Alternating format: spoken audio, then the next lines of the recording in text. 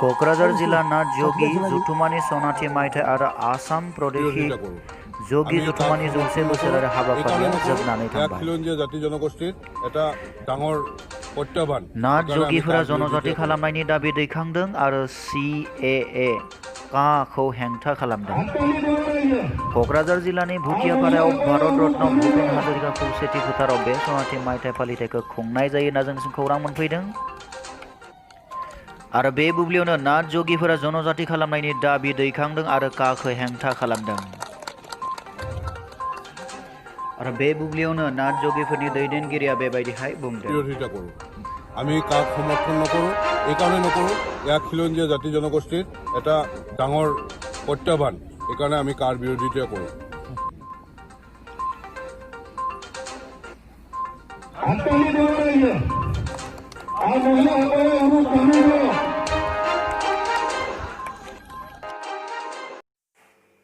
एबसुनि 52थि बोसोरसालिया जथुम्माया जोबनानै थांबाय। बे बुब्लियाव बड' साहित्य सभानि आफादगिरि तरेन बर' बिथांनि बिबुंथिया ओरैबायदिमोन। आसाम सरकारा बावैसो दाखालिसो मोनसे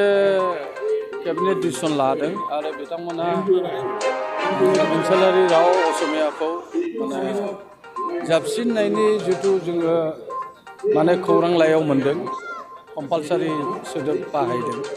बे सोदोब बाहायनायाव नाथाय जोङो बिटिएडि एलेखा 6 सिडिउल एलेखा आरो बर' थानाय बे जायगाफ्राव बियो प्रযোज्य जानाय नङा,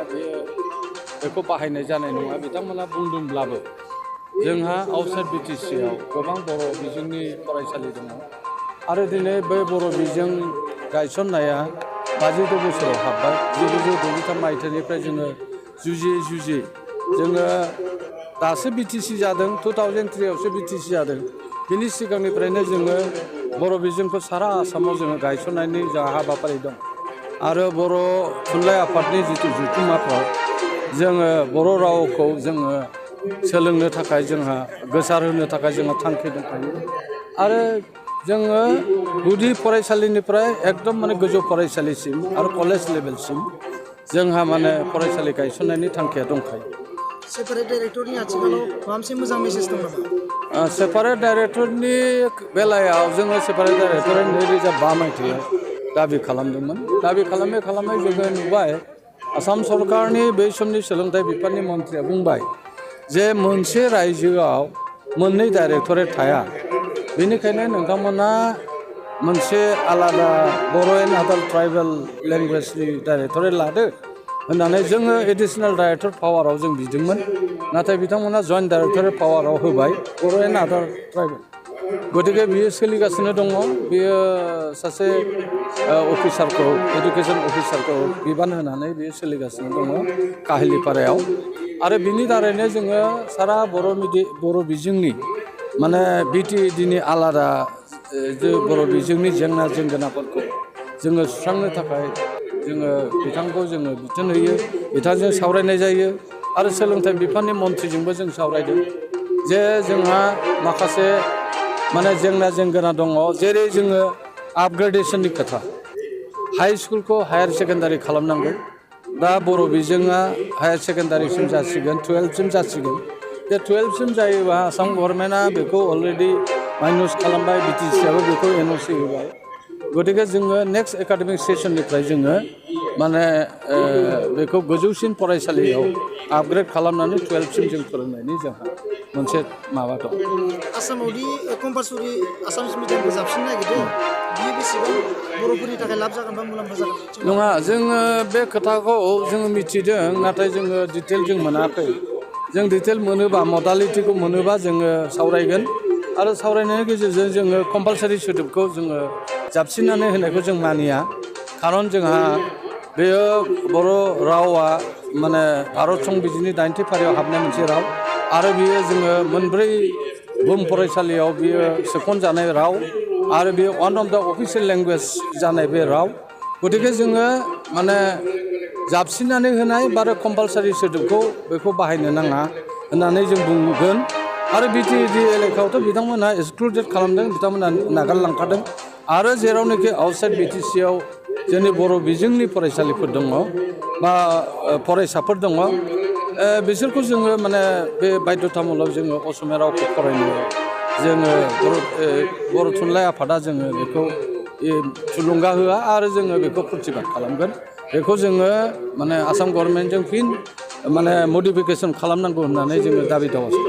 जिथु मरन मता आरो राजबंशिफोरनो खन्थाफोर रायजो गठन खालामना होननादों लोगोसे 6 जनगोष्ठीफोरनो एसटि जनकरन बिमुं होननादों बेनि सायाव बर' थुनलाइ आफादा जोंथ' बेवहाय कमेन्ट होनाया थिग नङा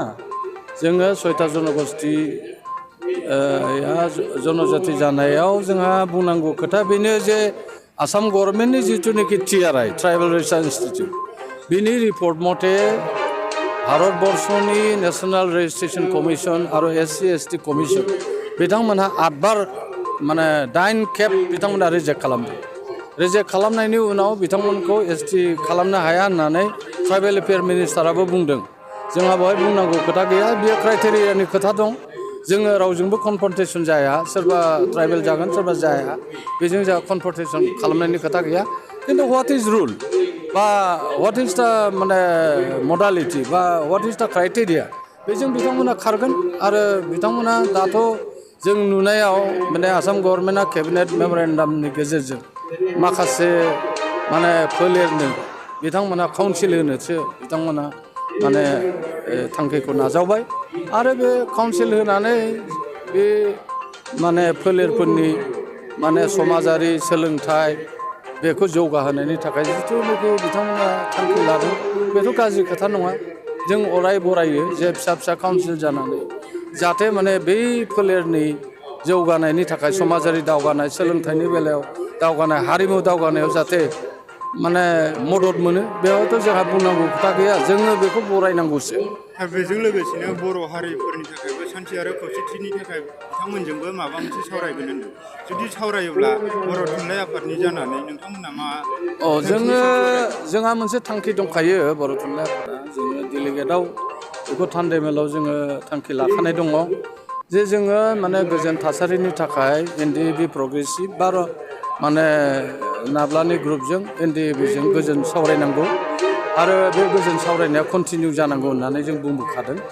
आरो बावैसो जों खोनानो मोन्दों जे इन्टारलकेटरा बिथांमोनखौ लेंहरनानै AB माथुरा लेंहरनानै सावरायखांबाय आरो सावरायनायनि गेजेरजों मोनसे MOU खालामनायनि मेमरेन्डाम अफ आन्डारस्टेन्डिं खालामनायनि मोनसे माने थांखि फैनो हागौ होननानै बुंदों बेथ' गोजोनथाव बाथ्रा जों सानो जे समाजाव बेबायदि बिग्रायारि जेंनाफोरखौ सुस्रांनो थाखाय जे भारत सरकारनि नखर बिफाना आरो आसाम गभर्नमेन्टनि नखर बिफाना बेबायदि जुदि माने हाबाफारि आखायाव लायो जे गोजोन थासारि लाबोनायाव बिथांमोनजों सावरायनानै जाहाथे माने मिलायलायनायनि गेजेरजों खामानिखौ मावो बेखौ जों अराय बरायो आरो जों